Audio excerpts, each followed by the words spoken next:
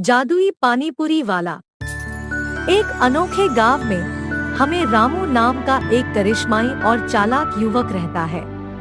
वह अपनी साइकिल से स्वादिष्ट पानीपुरी बेचकर अपनी घर चलता है। गांव वालों को उसकी पानीपुरी बहुत पसंद है और रामू की चतुर मार्केटिंग कुशलता उसे काफी लोकप्रिय बनाती है। रामू ने कहा, आओ स्वादिष्ट और जादुई पानीपुरी खाओ, आपकी जीभ को मजा आ जाएगा। रामू भाई, तुम्हारी पानीपुरी है ही इतनी मजेदार, मैं तो रोज खाने आता हूँ। हाँ, सच्ची में यहाँ की पानीपुरी कोई और नहीं बना सकता। जैसे जैसे दिन बीतते हैं, ग्रामीणों का रामू की पानीपुरी से आकर्षण कम होने लगता है। व्यवसाय धीमा हो जाता है और रामू अधिक ग्राहकों को आकर्षित करने के लिए नए विचारों पर विचार करना शुरू कर देता है। रामू पानीपुरी की नई किस्मों के साथ प्रयोग करते हैं, जैसे उन्हें स्वादयुक्त शीतल पेय से भरना और उन्हें अद्वितीय बनाने के लिए दही मिलाना। वह बड़ी चतुराई से गांव की गर्भवती महिलाओं को समझाता है कि दही पानीपुरी खाने से उनके बच्चे पैदा होंगे और ठंडा पेय पानीपुरी उन्हें लड़कियों को जन्म देगा। महिलाएं, आपके लिए खास सरप्राइज देखो, यह ठंडी कुल्फी पानीपुरी और यह दही वाली पानीपुरी, इन्हें खाने से एक जादुई अनुभव मिलेगा। मेरे खास अनुभव के मुताबिक यदि आप यह दही पानीपुरी खाती हैं, जब आप गर्भवती होती हैं, तो आपको निश्चित रूप से एक लड़के होगा, और अगर आप यह कुल्फी पानीपुरी खाती हैं, तो आपको एक लड़की होगी। एक महिला ने कहा, क्या सच में ऐसा हो सकता है? आपको जो भी अनुभव हो वह जादुई होता है। और एक महिला ने कहा, मैं तो पहले से ही बेटे की इच्छा रखती थी, अब तो यहाँ से भी खा कर देखती हूँ। चलो आज ही खा लेते हैं और जान लेते हैं बच्चा लड़का होगा या लड़की। बस अब देखिए, मजे की बात है, यह जादू कैसे करता है। गांव की महिलाएं रामू की पानीपुरी का लुत्फ उठाने के लिए बेताब हो जाती हैं। रामू की विशेष पानीपुरी के कारण वे सभी के बीच एक प्रसिद्ध नाम बन जाते हैं, जिन्हें सभी महिला पानीपुरी प्रेमियों के बीच लीजेंड माना जाता है। गांव की महिलाएं रामू के दावों में विश्वास करके दही और कूलरिंग पानीपुरी का आनंद लेने लगती हैं। जल्द ही गांव में रामू के जादुई पानीपुरी की बात से शोर मच जाता है। गांव के बुजुर्ग एक बैठक के लिए इकट्ठा होते हैं, क्योंकि उन्हें रामू की पानीपुरी के प्रति महिलाओं का जुनून नजर आता है। उन्हें संदेह हो जाता है और वे आगे की जांच करने का निर्णय लेते हैं।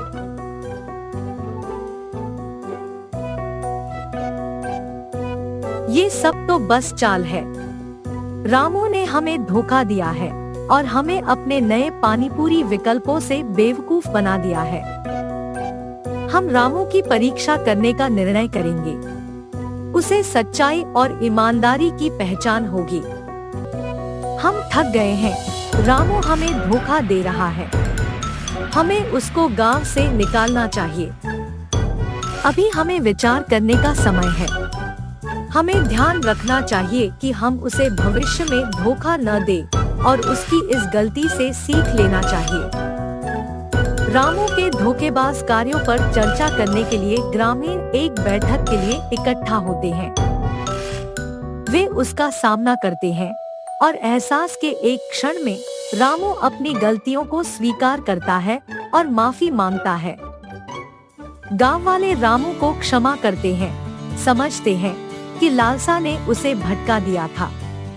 उन्हें उनकी ईमानदारी का सम्मान है और उन्हें अनुमति देते हैं कि वह अब सच्चाई और ईमानदारी के साथ पानीपुरी बेचे। बेलापुर नामक एक सुंदर गांव में विराज और हितेश नामक दो आदमी अगल बगल घरों में रहते थे। विराज उसकी पत्नी गीता के साथ एक छोटे घर में रहता था और उसी घर में पशुओं का पालन करने के कारण उसके पास बहुत सारा दही रह जाता था और इसी कारण वो उसके घर के सामने एक छोटा सा पानी पूरी का दुकान लगा के वहीं पे दही पूरी भी बेचता था। विराज का पड़ोसन हितेश उस गांव में सबसे ज्यादा अमीर था। इसी कारण वो गांव में सबसे बड़े घर में रहता था और कोई काम नहीं करता था। उसे बहुत गर्व भी था और सबसे बहुत अकड़ में बात करता था। एक दिन दोपहर के समय में विराज दही पूरी बेच रहा था। दही पूरी विशिष्ट रूप में बनाया हुआ नए तरीके का दही पूरी।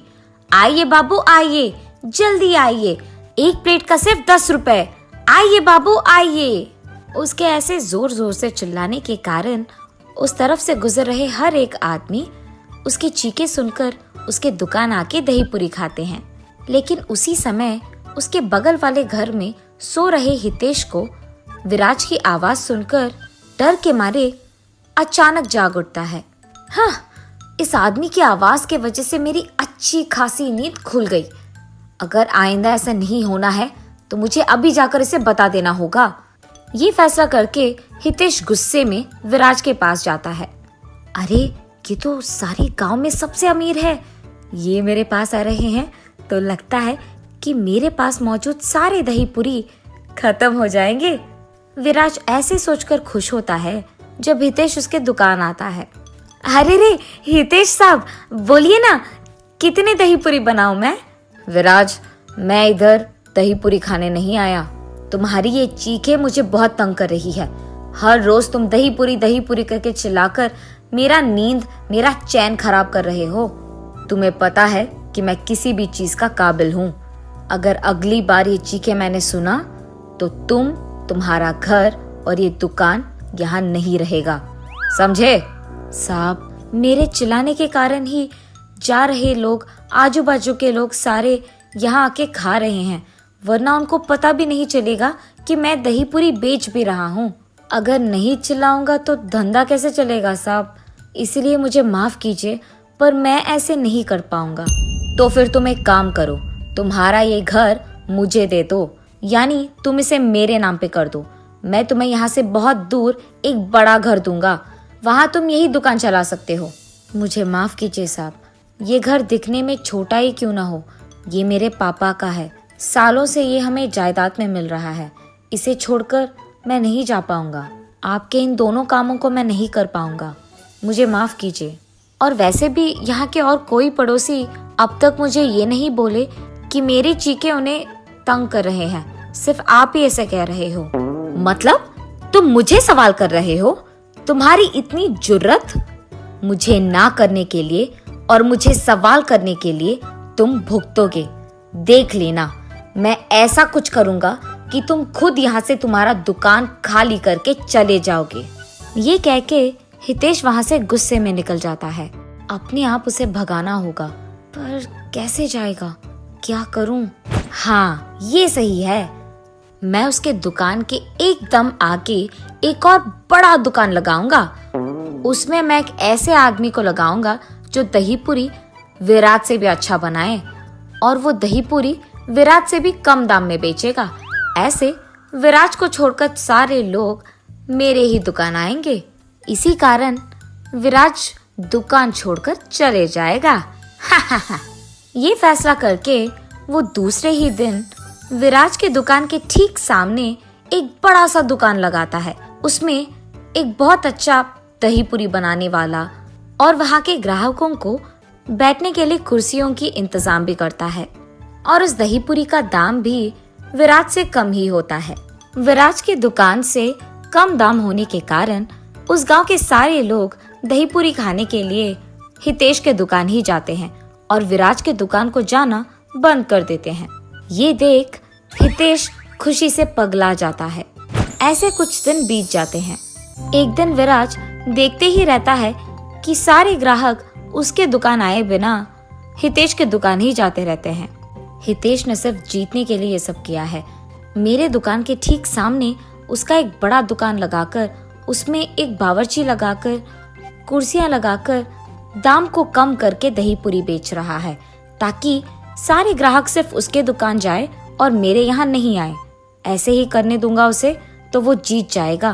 मुझे कुछ तो भी करके अपने और ग्राहकों को बढ़ाना होगा। मगर कैसे?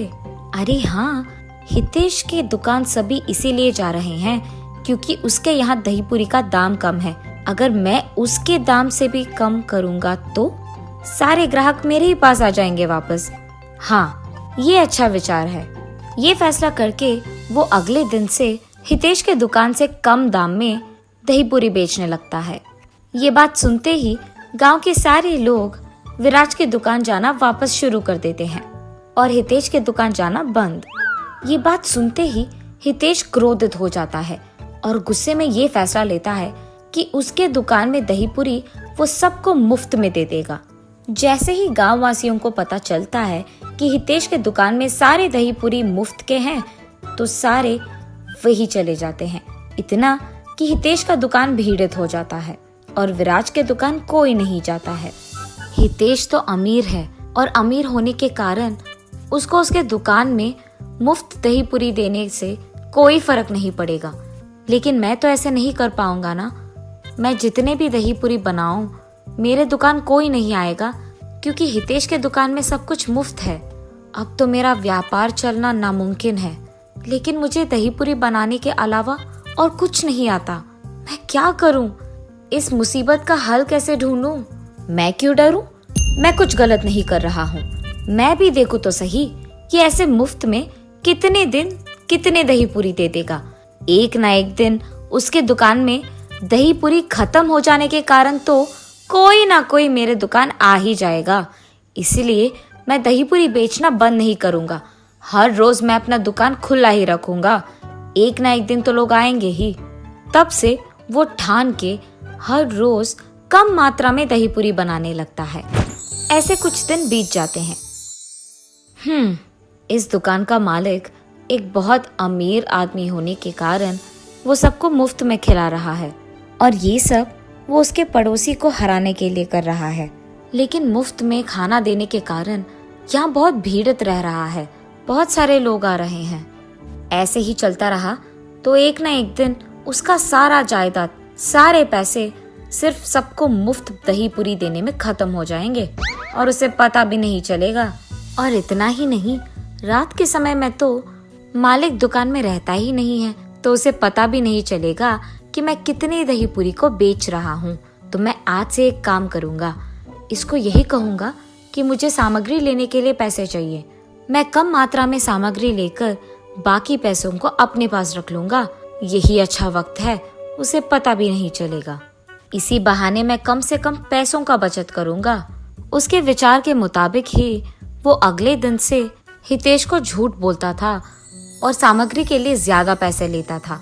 वो कम पैसों में सामग्री खरीदकर बाकी पैसे उसके पास रख लेता था।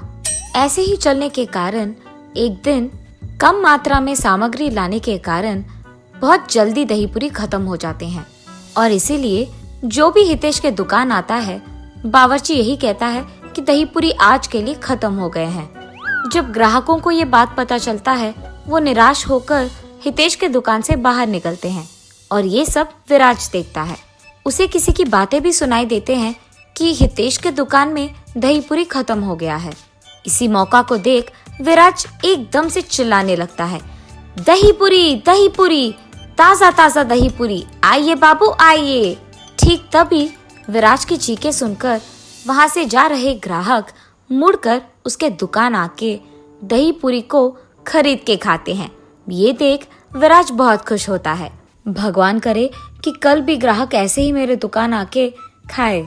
मन में ऐसे सोचकर विराज उस दिन दुकान बंद करके खुशी खुशी उसके घर जाता है। अगले दिन भी ऐसे ही हितेश के दुकान में वापस पानी पूरी खत्म हो जाने के कारण सभी विराज के दुकान में ही दही पूरी खाने आते हैं। ऐसे ही कुछ दिन बीत जाते हैं। एक दिन विराज सुबह के समय में जब दही पूरी बनाने के काम में व्यस्त था, उसके एकदम सामने वो ये देखता है कि हितेश के दुकान में काम करने वाला बावर्ची उससे बहुत सारे पैसे लेता है। अरे, ये आदमी हितेश से इतने सारे पैसे क्यों ले रहा है? अगर सारे गांव को भी दही पूरी मुफ्त में खिलाना हो तो इतने सारे पैसे तो नहीं लगेंगे। दाल में कुछ तो काला है। ऐसे विराज सोचने ही लगता है कि इतने में हितेश के बावर्ची को वो पैसे लेकर कहीं जाते हुए विराज देखता है। इस समय में मेरे दुकान तो वैसे भी कोई नहीं आएगा, मैं इसका पीछा करके ये तो देख लूं कि ये इतने पैसों से कर क्या रहा है। ये फैसला करके वो उस आदमी का पीछा करने लगता है। हितेश का बावर्ची सामग्री खरीदने के लिए एक दुकान जाता है। वहां सिर्फ कुछ ही पैसे खर्च करके बाकी सारे उस सामग्री के साथ उसके घर ले जाता है। घर पहुंचते ही सामग्रियों को बगल में रख के उसके बचत के पैसों को बाकी पैसों से मिलाकर उसकी गिनती करने लगता है। ये सब विराज उसके घर की खिड़की से देखता है। अरे, ये आदमी तो हितेश को धोखा देकर उससे पैसे चुरा रहा है। उससे बहुत सारे पैसे लेकर कम पैसों में सामग्री खरीदकर बाकी पैसों को ये बचत कर रहा है। इसी कारण कुछ दिनों से हितेश के दुकान में दही पूरी जल्दी खत्म हो जा रहा है, जिसके कारण सारे ग्राहक मेरे दुकान आ रहे हैं। मुझे तुरंत इस बात हितेश को बता देना होगा। उसके बाद विराज हितेश के पास जाकर उसे सब सच बताकर उसे उसके साथ ले जाकर उसके बावर्ची का सच्चा रूप दिखाई देता है। वहाँ पैसे गिनते हुए उसके बावर्ची को देख हितेश चौंक जाता है। तुम्हारे पास इतने सारे पैसे कहाँ से आए? तुमने जो कुछ भी करा, मुझे विराज ने सब कुछ बता दिया। तुमने सोचा कि तुम मुझे धोखा दोगे और बच जाओगे? सब सच बताओ, वरना मैं तुम्हें इस गांव में रहने लायक ही नहीं छोड़ूंगा। मुझे माफ कीजिए भाई साहब, मैंने गलती कर दिया। मैंने आपको सामग्री के लिए बहुत सारे पैसे देने के लिए कह दिया और उसमें सामग्री कुछ ही खरीद कर बाकी में रख लेता था। ऐसे ही ये पैसे आए साहब, मैंने और कुछ नहीं किया साहब, मुझे माफ कर दीजिए। आप आपके पैसे ले लीजिए साहब। पहली बार गलती है, इसीलिए माफ कर रहा हूँ। तुम मुझे मेरे पैसे दे दो और कल से दुकान आने की कोई जरूरत नहीं है। ऐसे कहने के कारण वो आदमी हितेश को पैसे देकर वहाँ से चले जाता है। विराज, मुझे गर्व था कि मैं अमीर हूँ और इस गांव में सबसे बड़ा घर मेरा ही है। इसी कारण मुझे बहुत गर्व था और मैं बहुत अकड़ से सबसे बात कर रहा था। सिर्फ तुम्हें हराने के बहाने मैंने न जाने क्या क्या नहीं किया। एक बड़ा दुकान लगाया, उसमें मुफ्त का खाना दिया। इतना सब कुछ करने के बावजूद तुमने मेरी मदद करने से पहले एक भी बार नहीं सोचा। जैसे ही तुम्हें पता चला कि मुझे कोई धोखा दे रहा है, तुमने मुझे तुरंत बता दिया। मैंने तुम्हारे बारे में बहुत गलत समझा, मुझे माफ कर दो और आइंदा मैं ऐसे गर्व में बात नहीं करूंगा और अकड़ में नहीं रहूंगा। मैं तुम्हारे व्यापार के लिए भी अब मुसीबत नहीं बनूंगा। आज से हम दोनों दोस्त बन के रहेंगे। तब से हितेश उसका व्यवहार बदलकर सबसे अच्छे से बात करता है और विराज हमेशा की तरह उसके दुकान को चलाते रहता है।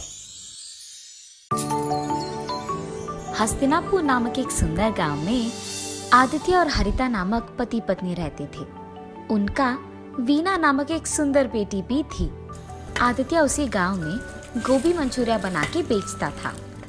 वो हमेशा एक बहुत अमीर आदमी बनने की ख्याल देखता था।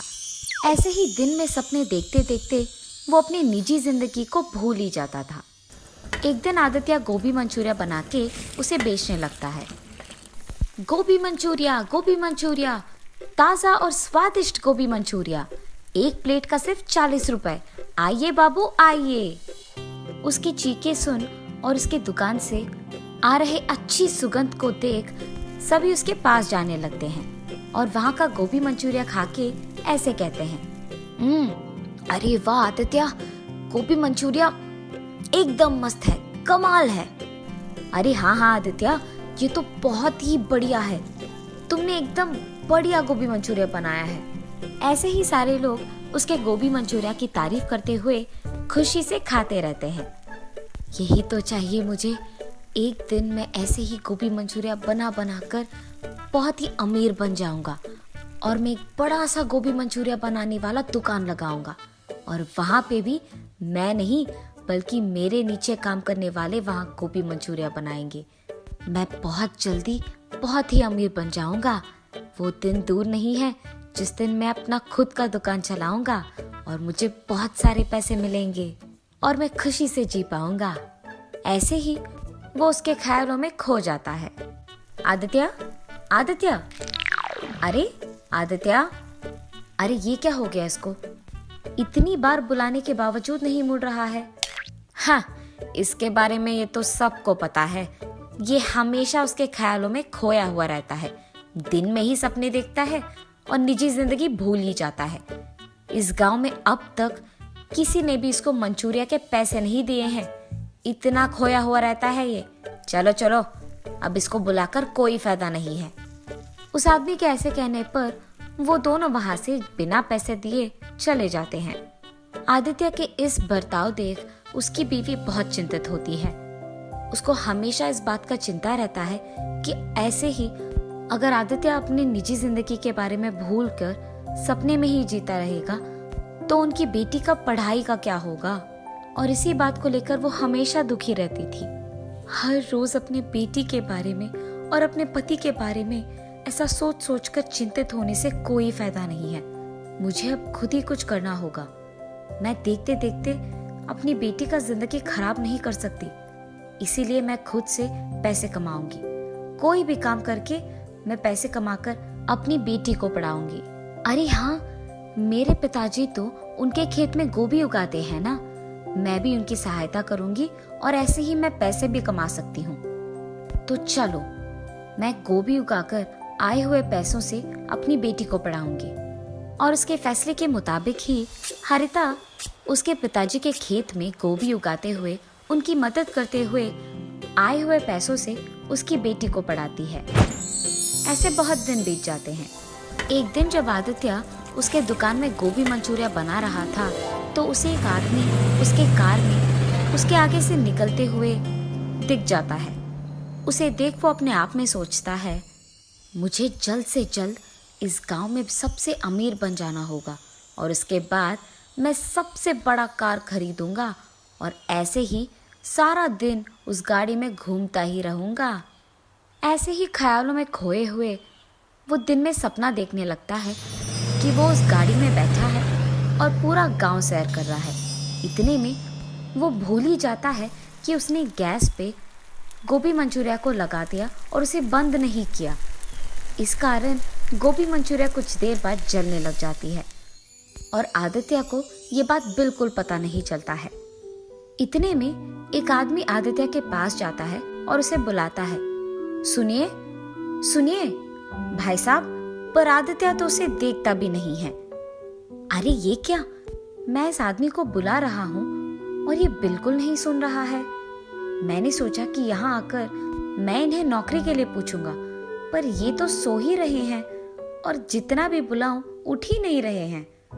पर यहाँ और कोई भी तो नहीं है, मुझे इन्हें जगाना ही होगा।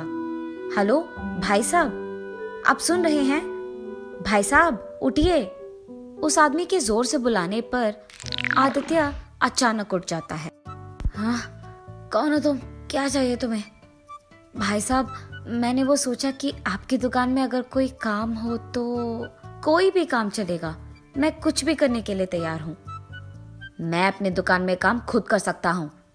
अरे यहाँ मैं आराम कर रहा था, अच्छा खासा एक सपने को देख रहा था और तुमने मुझे जगा दिया। चले जाओ यहाँ से, तुम्हारे कारण मेरा अच्छा सपना टूट गया। मैं तुम्हें कोई काम नहीं दूंगा।